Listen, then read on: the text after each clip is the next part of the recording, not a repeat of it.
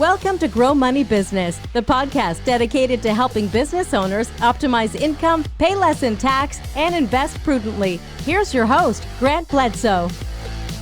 Hello, everybody. Grant Bledsoe here. Welcome back to Grow Money Business. This week on the show, we're talking about 2024 predictions and a mea culpa for 2023. I recorded an episode about a year ago making a few loose economic and financial predictions for the year, and I wanted to return to those to cover what went wrong, what went right, what was I incorrect about, what was I correct about, and make 4 new predictions for this year. As always, and you'll hear my disclaimer in the episode, I'm not actually making a whole lot of investment decisions over what might happen over the next 12 months, because we really have no idea what the world's going to look like in the next 12 months. Nevertheless, these dynamics are very helpful for longer-term investment decision-making.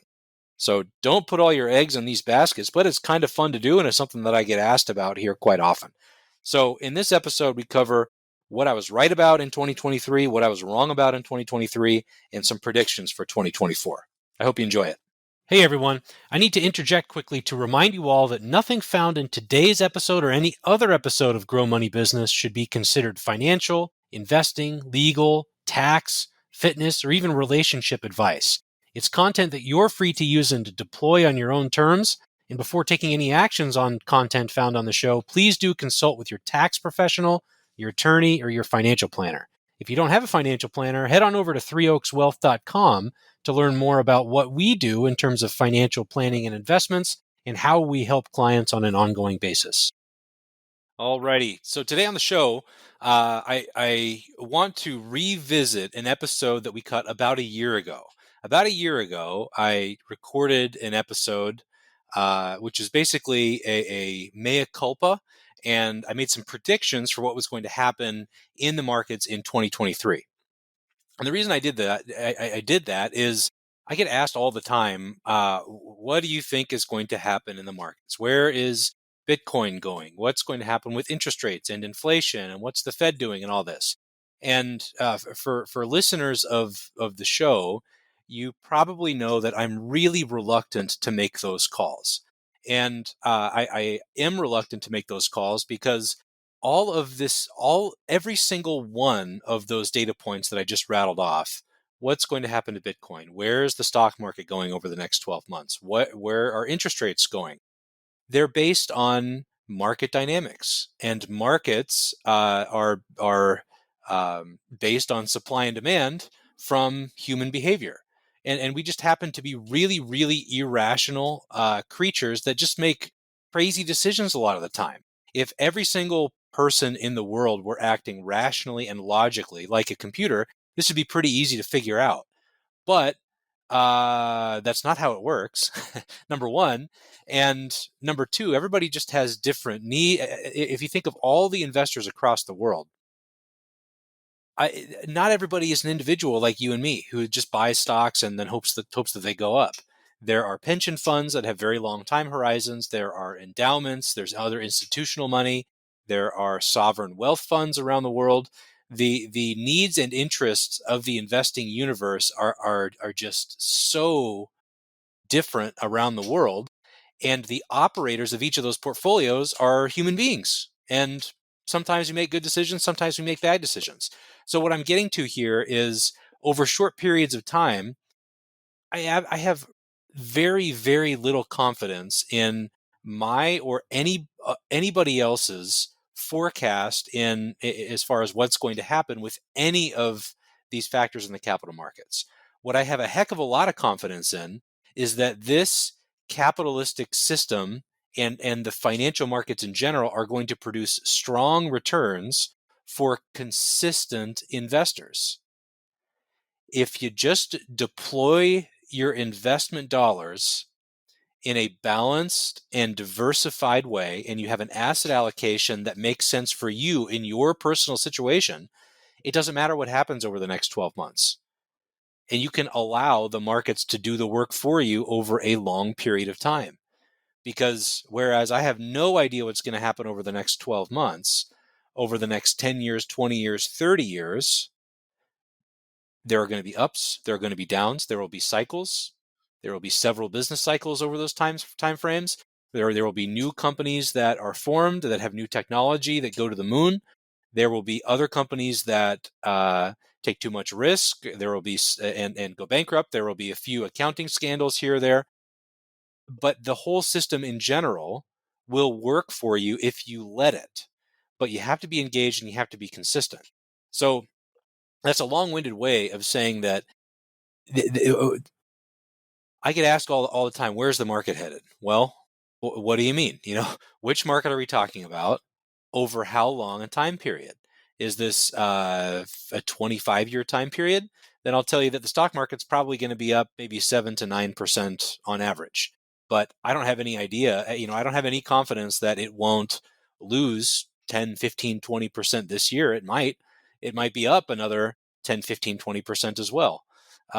So over the short term, and there's a saying on Wall Street about this, the market can remain irrational or wrong or whatever you want to call it for longer than you can stay solvent. And I can't tell you how accurate that is. Over a long period of time, the fundamentals will become true and securities will return to their appropriate valuations. You just don't have any idea when that's going to be. And if you only have enough invested, or if your investment strategy is to make a prediction and then you expect that prediction to come true over a short period of time, that's just not enough time for the markets to do the work for you. So that's why I'm generally reluctant to make these calls, because I'm in the business of getting people to the best financial outcome and experience the best investment returns that they possibly can, given their circumstances. And because of that, I don't want any variability. I don't want to bet the house that the market's going to be up or down.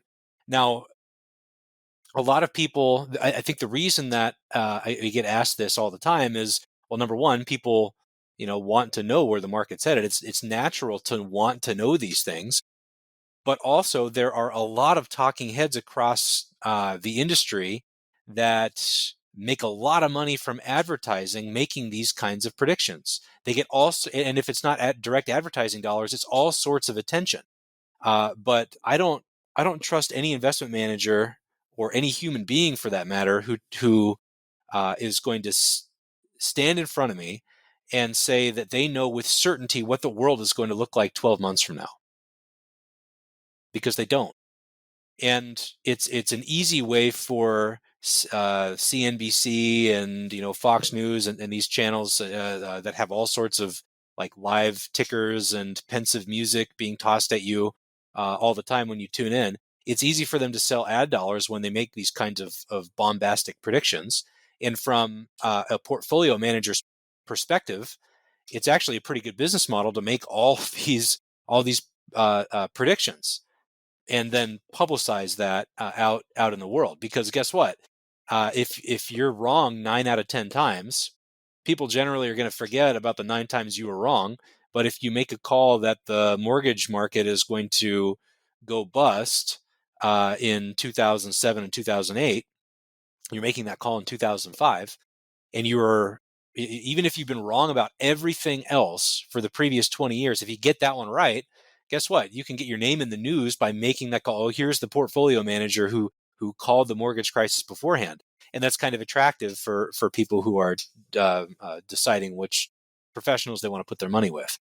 So that's the landscape here. This is a pretty common thing that practitioners will do, is make these kinds of predictions. Obviously, I'm a professional investor and I follow this stuff really closely, but I've been around for long enough to know that I don't have a crystal ball. Nobody has a crystal ball. There are all sorts of market dynamics that we need to be aware of. But on top of that, the path to the best outcome is to be consistent with all that in mind. So that's my disclaimer for today. A year ago, we recorded an episode where I went on record. I had a couple loose presumptions about what might happen back in the markets back in 2022. And last year, at this time in 2023, I recorded an episode grading those presumptions. What was right? What was I right about? What was I wrong about? And then I made some calls about what might happen in 2023. So in today's episode, what I want to do is review how those predictions went. Was I right or was I wrong? And then make some other predictions for 2024. So if you're an investor out there listening to this, if you're a client listening to this, we are not making investment decisions based on these predictions. I'm just kind of pulling stuff out of thin air. Let me backtrack on that. I'm not pulling the stuff out of thin air, but my caveat is that I don't have any confidence in this stuff myself. My own money is invested in a long-term and consistent way. Our clients' money is invested in a long-term and consistent way. And if our clients have a different investment philosophy, if they're not on board with that perspective, then we're not the best fit for them to work with anyway. So let's go through these. I made 4 calls last year. Last year was the first time that I really did this. And looking back on it now, some of these calls were specific. Some of them were pretty easy, I would say, maybe, sandbagging-ish. So I'll explain that in just a second. And others were a little bit more vague. So looking back on this now, I'm going to be more specific this year in all of these. But the first one was, so think back to 12 months ago. Inflation was really high. The Fed was still raising interest rates. They had done so aggressively in 2022. And in the beginning of 2023, they were still raising rates pretty quickly. And there was all this question, the $1,000,000 question, the thing that you picked up, or the headline that you saw every time you picked up the Wall Street Journal or any other publication was, will the Federal Reserve be able to thread this needle between soft landing and inflation management? Will they be able to get inflation under control by raising rates without doing so aggressively that it drives the economy into a recession? Federal Reserve raises interest rates that puts the brakes on the economy. It makes money more expensive to borrow for individuals and businesses, homeowners. You've heard about the mortgage market kind of drying up because rates are a lot higher now. So will they be able to increase rates and get inflation under control, but not do it so aggressively that it drives the economy into a recession? At this time last year, all the Wall Street banks and the economists there pegged it at about a 1 in 3 chance that they might be able to do that successfully. Okay, so 2/3 of the time they thought that the Fed was not going to navigate this well, and yes, they would get inflation under control based on the trajectory of interest rates, but it would do so at the expense of it would force us into a recession. And 1/3 of the time they thought they'd be able to navigate that successfully. I don't know what their handicaps are now, but we're not in a recession yet, and things are really looking pretty good economically. The labor market is a little bit weaker than it was before. New job openings are not quite as strong as they were before. That being said, unemployment is still very low. GDP growth is good. We haven't hit a recession yet, and it appears that the Fed has really done a good job. Now, my specific prediction was that inflation, as measured by the Consumer Price Index, by the end of Q3 in 2023 would be under 6%. At the time, inflation was a lot higher than that. It was still maybe 8, 9%, something like that. Inflation, looking back on it, by November of 2023, so the measure here is over the previous 12 months, November of 22 to November of 23, the annual rate of inflation was down to 3.1%. So I was right on that one. Now, granted, that was a pretty easy one, I would say. That was, sandbagging in the sense that, you set your expectations low and it's easy to exceed them. That one was not that hard to call because inflation, I don't believe it had started trending down yet, but there had been just recent to that prediction a whole bunch of Fed rate hikes, and between January, I mean, you had 3 quarters for those hikes to take place. That was not that challenging. I didn't put myself out there on a limb. Too bad. Let's put it that way. Now, the second one that I made was I thought that value equities here in the U.S. And elsewhere in the world were going to do better than growth equities. I've talked about this a fair amount on the podcast in the past. If we're going to categorize different kinds of stocks in your portfolios, you can do that in a number of ways. You can do that by geography, so corporations domiciled here in the U.S. versus other countries. You can do it by size, big corporations versus small corporations. And then you can do it by value versus growth too. And the example of that, of course, is your innovative tech companies, Google, Amazon, Meta, NVIDIA, companies like that. They're innovative. They're growing market share really rapidly.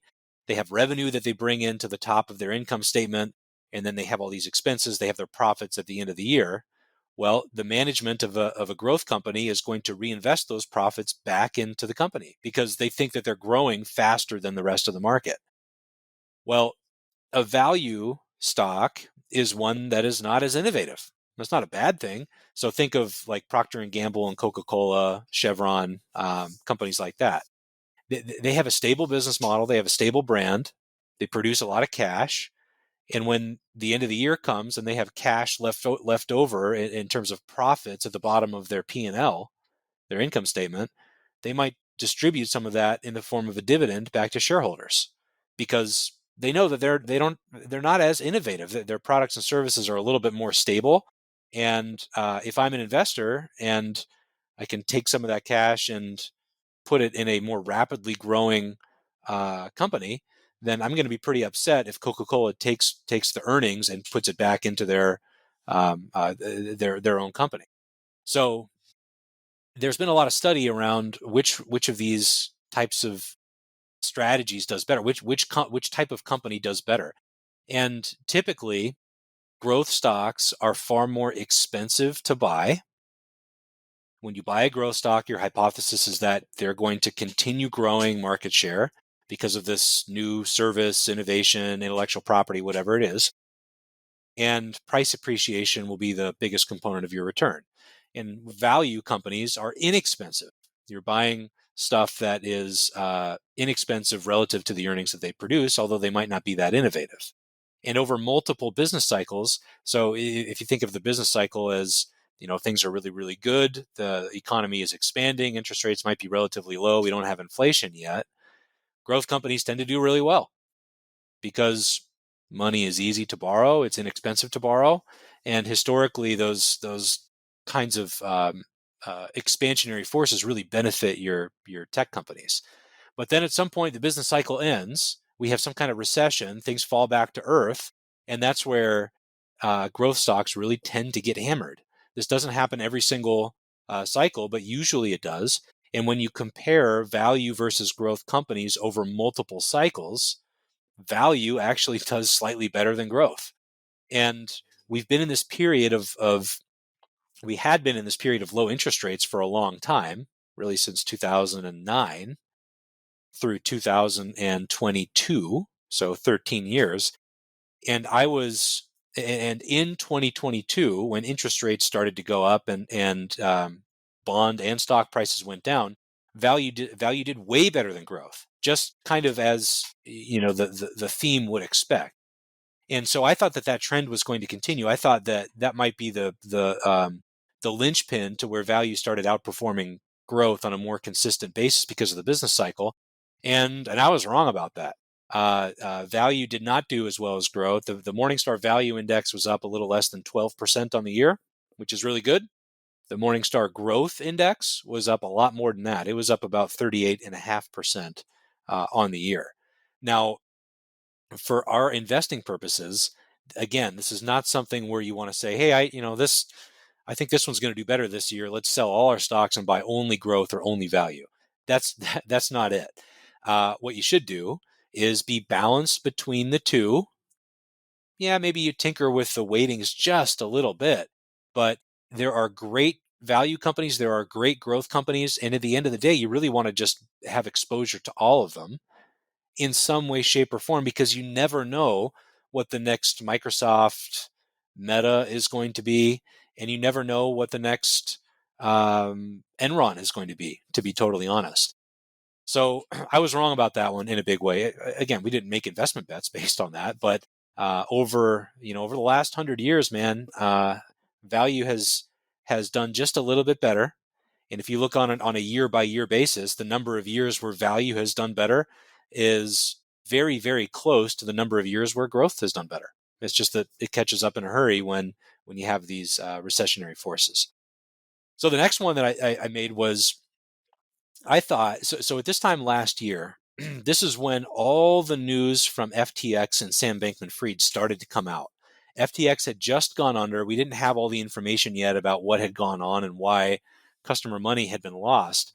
But I thought that that was going to be more of a contagion than it was. I thought that we were going to see either another stable coin or another crypto firm go bankrupt in the next few months. And that didn't happen.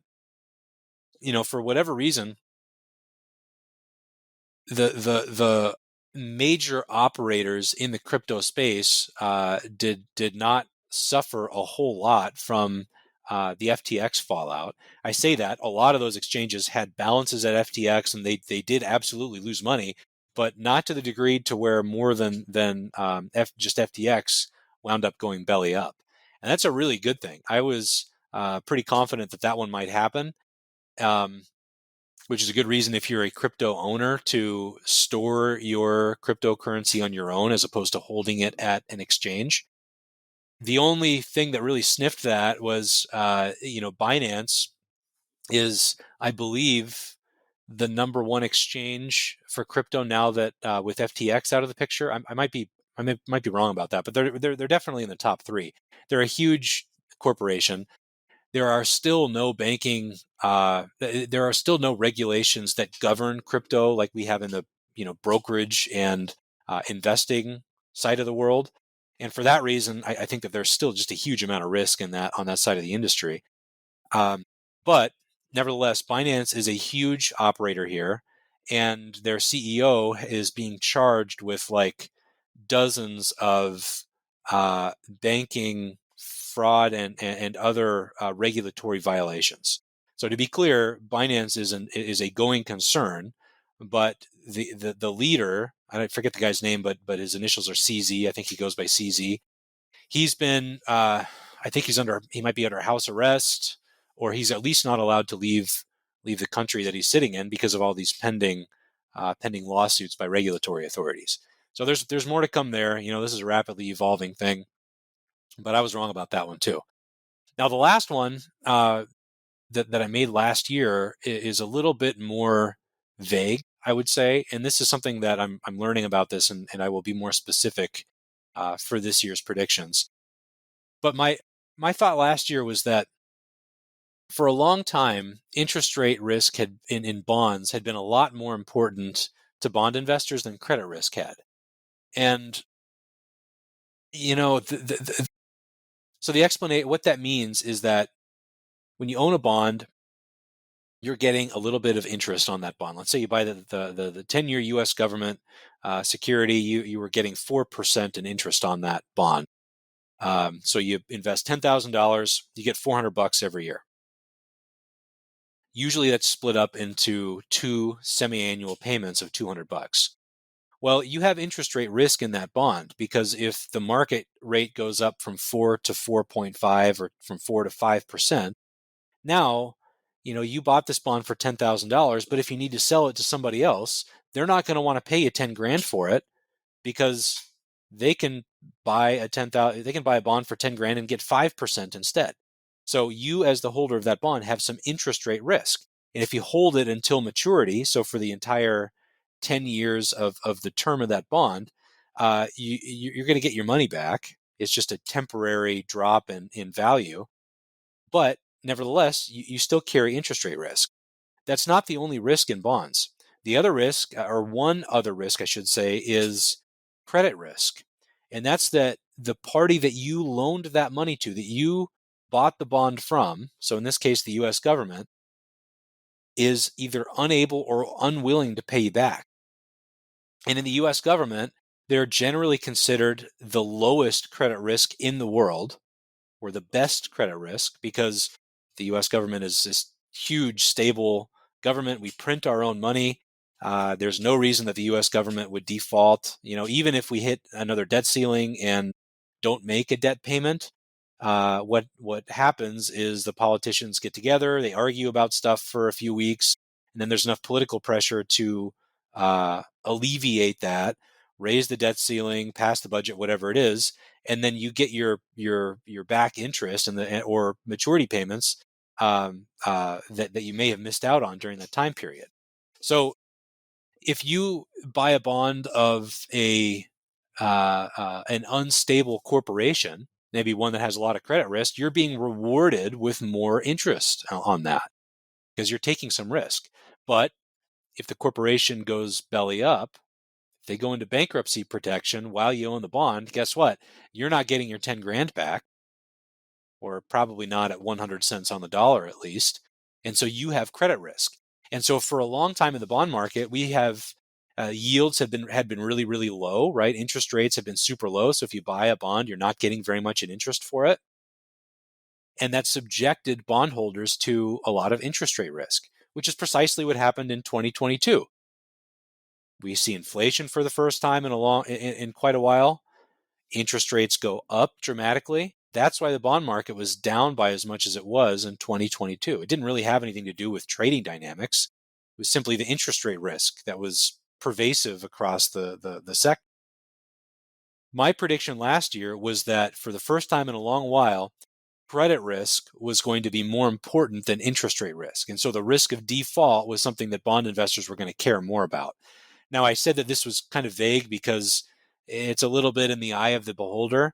But in general, it was really a bet that we would have our economy and our market performance would not be as good as it turned out to be.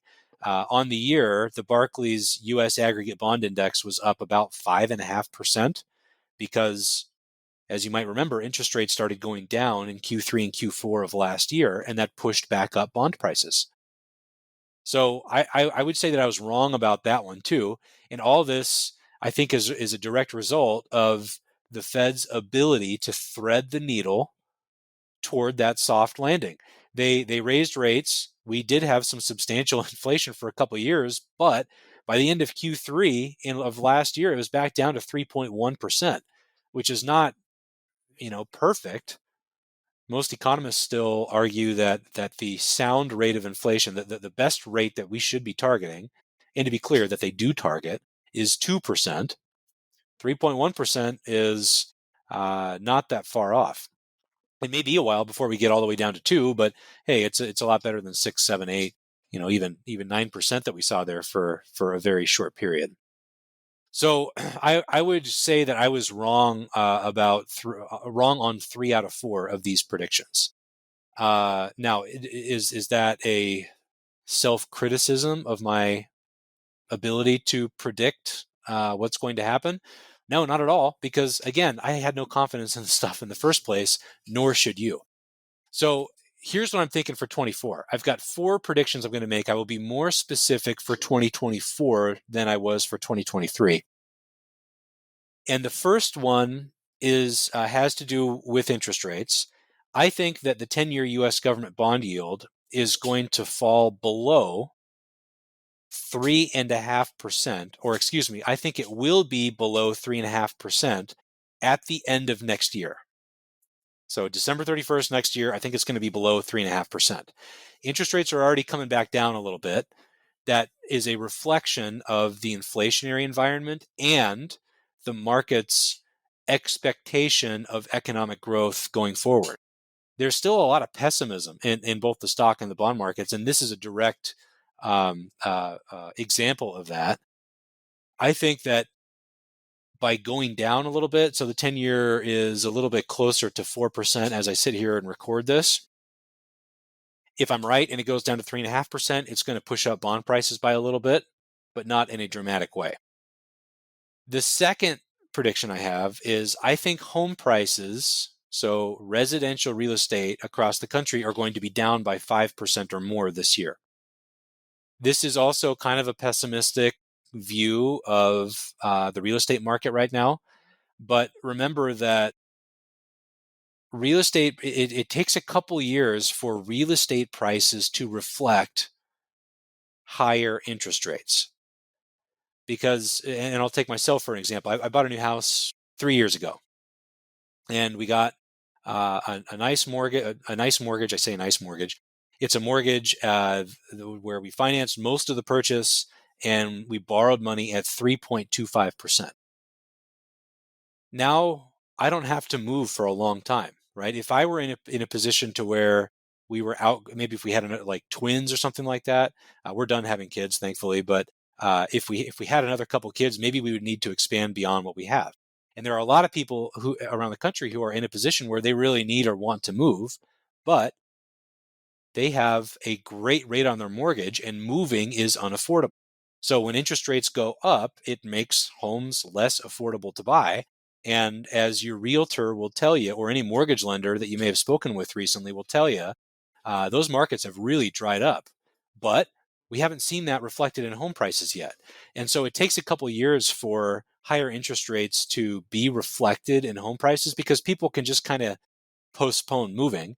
The other example is in the commercial real estate market.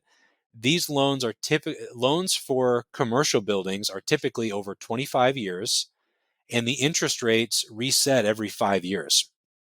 And so if you have a commercial building with a mortgage, maybe you've held it for 12 years or maybe 10 years, let's say, interest rates went up a lot a couple of years ago, but you're still at a very, very favorable rate because you're still within that 5-year window before things reset. So the commercial real estate, there's been a lot of distressed real estate around the country. There's been tons of headlines about that. I think that there's going to be another shoe to drop with commercial real estate because the vast majority of loans haven't hit their reset period yet because the higher interest rates occurred rather quickly. So yes, we're talking about, my call is about residential real estate, not commercial real estate, but there is a lot of correlation between those two things. So I think by the end of the year, home prices are going to be down 5% because these higher rates, even though they're starting to come down now, I think that the higher rates in general will start to take hold and push down prices a little bit. Does that mean you should wait to buy a house? No. You should do it on the right terms for you and your family. And if rates fall after you buy, guess what? You can refinance. That's a good thing. So prediction number 3 has to do with stocks around the globe. I think that the emerging markets are going to do better in general than both developed international markets and the US stock market this year. As we were talking about earlier, one way to categorize equities is geographically. You have companies here in the US, you have companies elsewhere. A lot of investment managers, myself included, like to break out the categories for non-US stocks based on economic development. So your countries like Germany and Japan and Australia and Mexico and Canada are all developed economies. I like to keep that in a different bucket and have a separate allocation to those countries than I do emerging markets that are less stable, like a lot of countries in Africa and Asia and South America. China and Russia are both considered emerging economies too. And the characteristics of those geographies, you don't have a rule of law that is as robust as you do in more developed economies. There's more corruption and bribery and other things that are not so good for from an investment perspective. So emerging markets in general are a high risk, high return kind of proposition. And we like to allocate some of our portfolios to them because there are great companies in great sectors of the world that will do phenomenally. We just don't know exactly what they are because, the world's a volatile place. Look at everything that's going on in Russia and Israel right now. We just don't know. So back to our, discussion of value versus growth, we should have some exposure everywhere. We just want to portion it out to where we don't have too much risk weighted in any one sector of the world or in any one company, yet we have coverage everywhere. So I think that emerging markets are going to do a little bit better than U.S. and international developed markets. This kind of flies in the face of my 2 previous predictions, because if the 10-year goes below 3.5, and if home prices fall by 5%, those are a little bit pessimistic from an economic standpoint. Emerging markets, a lot of these emerging markets are really tied to the performance of their stocks can be correlated to what's going on in the U.S. because a lot of these emerging economies have their currencies pegged to the US dollar, or they need to rely on dollars to borrow and finance their operations because the dollar is the world's reserve currency. So my thought on this is if the economy does slow down a little bit, that's going to be a challenge for a lot of emerging markets. And to be clear, China has a lot of potential risks right now too. Their economy is slowing down. I've seen a lot of articles about the real estate situation over there, the business environment, and how the government is going to have to step in a little bit to stoke things and hopefully turn that around. If China has debt problems or economic headwinds, that's going to drag down emerging markets in a big way because China is a big component of emerging markets still. Now, in general, I think that they will outperform the US and international developed markets because there are a lot of really promising countries, economies, and companies in those jurisdictions that have underperformed for a long time. And, in general, if you look at, again, long-term history, emerging markets have produced a larger return on average than international developed markets and US markets because they come with a lot more risk. And really, they're overdue. We don't like to use the logic that, hey, it's been a while since emerging markets or pick any asset class. It's been a while since this one has done better. I think they're due. Let's put money there. There needs to be a logical and rational argument for that. And one of them, from my perspective, is that, we have all these, Russia and the situation with them and with Ukraine. I don't have any insights onto whether that will continue, over the next couple of years or end. But I do know that it comprised a couple percent of the emerging markets index.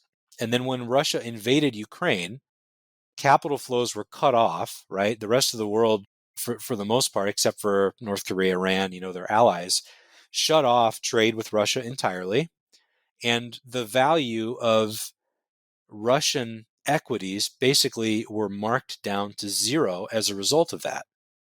And so now you have Russian companies that are part of the index, but they're marked at zero because there's absolutely no trading going on. If this conflict with Ukraine ends, then all of a sudden you have a substantial boost from that markdown. That markdown can get reversed in a moment and really boost returns for the index as a whole. So again, we have no idea, whether that might happen or not, but it's kind of a coiled spring that could really boost returns if you're a holder of emerging market stocks. So again, shot in the dark. I'm not changing my personal or our clients' allocations to emerging market equities as a result of that call, because again, I don't know. I don't have a very reasonable sound basis for what's going to happen over the next 12 months. But again, I'm very confident that emerging markets are going to do better and come with a lot more risk than US and international developed stocks over the next 10 or 20 years. So we want to continue allocating some to it, but we don't want to bet the farm on it because it's going to be pretty risky and bumpy along the way. Now, last prediction is that I think Bitcoin is going to end the year below $35,000 a coin. As I sit here recording this, it's at about $45,000 a coin.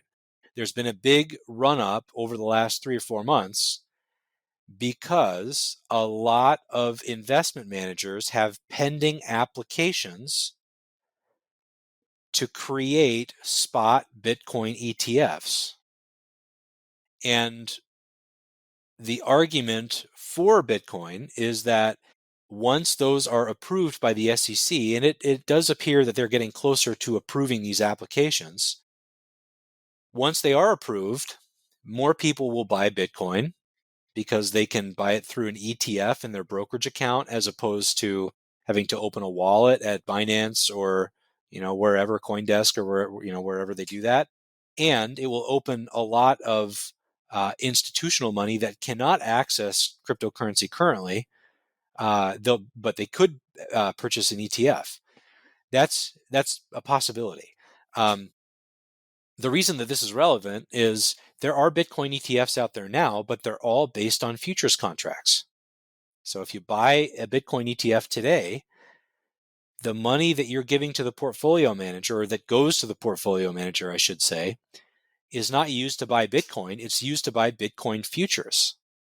And if the value of those contracts, if the value of Bitcoin goes up, the value of the contracts goes up and directly benefits you as a holder of that security. But you're not holding Bitcoin directly. And I don't know that if you have a whole lot of upward pressure in the ETF that it would actually, I'd have to think about that. That's a good question. It would actually push up the price of Bitcoin if you're only buying futures contracts. Now, the SEC has been reluctant to offer a spot Bitcoin ETF where you buy the security, the money in the portfolio actually goes to buy Bitcoin directly. This is a new thing, and there are probably a dozen investment managers who are tinkering with their applications. Tinkering is a bad way to put it. They submit the application, they ask the SEC for feedback, the SEC gives them feedback, they make changes to the application to where they take the next step toward formal approval. And this is just how the regulatory environment goes for this kind of thing.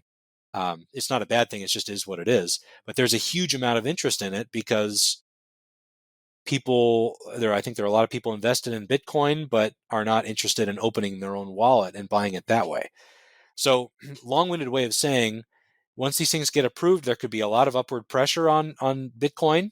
I might be totally wrong about this again, but there was a huge run-up in Bitcoin over the last 3 or 4 months as these applications went in. At the end of Q3, I want to say coins were trading maybe $32,000, $35,000 a coin. They're up $10,000 a coin since then, which is probably about 30%, just as these applications have started to go through the funnel toward completion. I think that's a little bit too much, to be totally frank. I think that Bitcoin has a lot of possibilities, and crypto in general. I still don't own any myself. We don't put them in client portfolios. I'm open to the possibility. But at this point, I don't think it makes sense to speculate that new institutional money coming into these products once they're approved will necessarily drive up price. I think that may have been a little bit overblown. So I'm going to make an aggressive call here. I'm going to say that Bitcoin ends the year under $35,000. Yeah, I could be wrong, but again, we should not make investment decisions based on this. So I hope this was helpful. This might share a little bit of insight into how we use, we take in a lot of information, we synthesize a lot of stuff as investment managers here as portfolio managers here at the firm for our clients. And that information informs how we set our allocations, absolutely. But I just want to be 100% clear on this, that while it can inform long-term asset allocations, we just cannot make important investment decisions over short periods of time, because anything can happen. We don't have a crystal ball, and human beings make up the market, and we're just really irrational. So a more consistent path to a good outcome is to take the longer term perspective. And because we're in the business of doing that with other people's money, it's really important that we do so as well. So that's it for today. Hope this was helpful, and talk to you all again soon.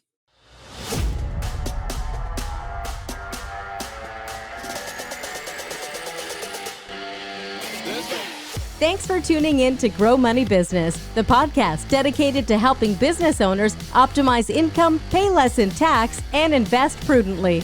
Be sure to subscribe to the podcast on iTunes, Google, Spotify, or wherever you digest podcasts to ensure you don't miss out on future episodes and announcements, and feel free to submit questions to growmoneybusiness.com.